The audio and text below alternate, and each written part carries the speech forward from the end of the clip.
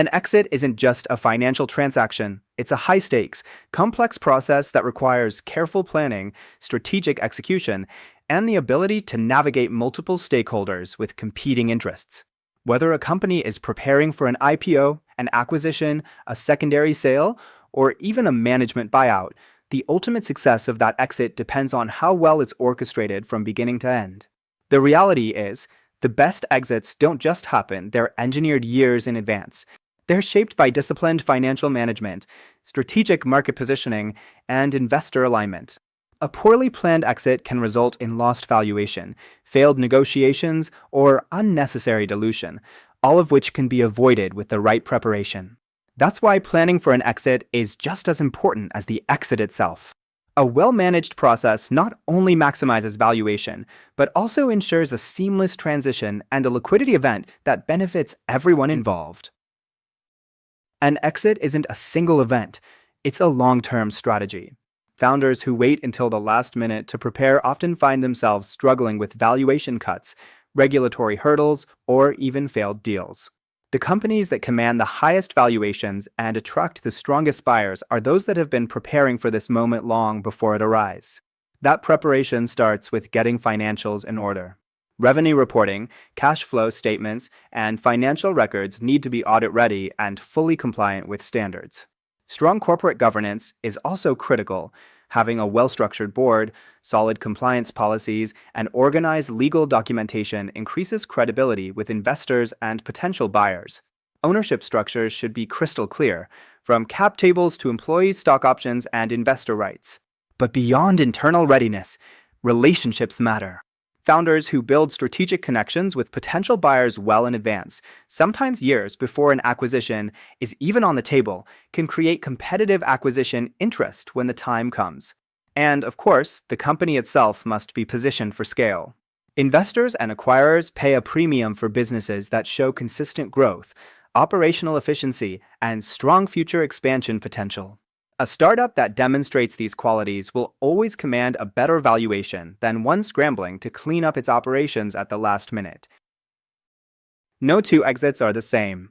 The best exit path depends on market conditions, the company's growth trajectory, investor and board alignment, and the competitive landscape. Some companies are best suited for an IPO, leveraging public markets to raise large-scale capital and solidify their brand. Others may find that a merge or acquisition deal is the best option, especially if they operate in an industry where consolidation is common. For investors seeking liquidity without fully selling the company, secondary sales can be an effective tool, allowing some stakeholders to cash out while keeping the company private. And in rare cases, a management buyout may be the preferred path when leadership wants to retain control and take the company in a specific direction. The key is having clarity on which path best aligns with the company's goals, ensuring that financials, investor expectations, and market positioning are all optimized accordingly. Once an exit is in motion, acquirers, investors, or public market regulators will scrutinize every aspect of the business. This due diligence process is a deep dive into the company's financial health, legal standing, operational efficiency, and competitive positioning. Financial audits will be thorough. Every revenue stream, expense, and growth projection must be transparent and defensible. Legal reviews will cover everything from contracts and intellectual property ownership to potential liabilities and regulatory compliance. The company's operational structure will also come under examination, including how scalable the business is, how efficiently it's run, and how well key employees are retained. Being prepared for this process is non-negotiable. A company that has its financials audit-ready, legal and operational documentation well organized, and clear answers to investor questions will inspire confidence. On the other hand, red flags such as pending lawsuits, regulatory risks, or signs of customer churn can significantly weaken the company's negotiating position or even cause deals to fall apart entirely. Exits involve multiple stakeholders, founders, investors, acquirers, employees, and regulatory bodies, all of whom have different interests. Managing these stakeholders while maximizing valuation requires both strong negotiation skills and clear communication. In mergers and acquisitions deals, negotiations cover everything from valuation and earnouts to whether the deal is structured as cash or stock and how the company will be integrated post-acquisition. IPOs require a different kind of negotiation. Public market investors need to see strong revenue growth forecasts and governance structures that ensure long-term stability. Even secondary sales must be carefully structured to provide liquidity without disrupting future funding rounds. At the investor level, early backers may push for a quicker exit to secure returns, while later-stage investors may want to hold out for a higher valuation. Founders, meanwhile, need to ensure that employees are taken care of, particularly when it comes to stock options and retention packages. If these dynamics aren't well managed, misalignment between stakeholders can slow down or even derail an exit altogether. An exit doesn't end once the deal closes. The transition period that follows is critical to ensuring stability for employees, customers, and investors. In an acquisition, retaining key talent is one of the biggest challenges. If employees don't feel secure in their future, post-exit attrition can be a serious risk. Cultural integration is another hurdle. Merging teams, leadership structures, and operations requires careful planning.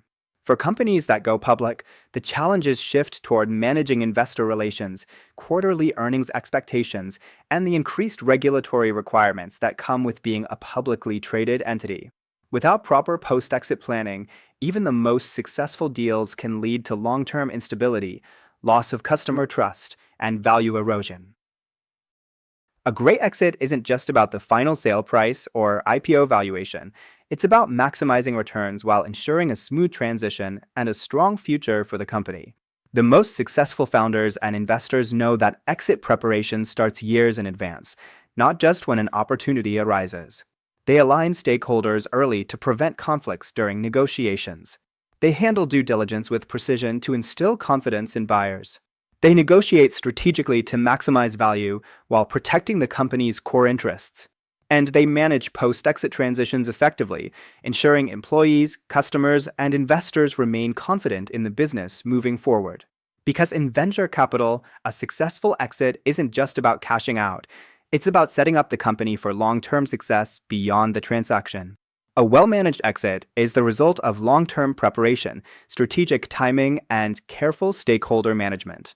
Whether through an IPO, merger and acquisitions, or secondary sale, startups that proactively optimize financials, legal compliance, and investor alignment command the best valuations. Beyond the transaction, post-exit planning ensures long-term stability for employees, customers, and shareholders, because in venture capital, a great exit isn't just about cashing out, but setting up the company for lasting success.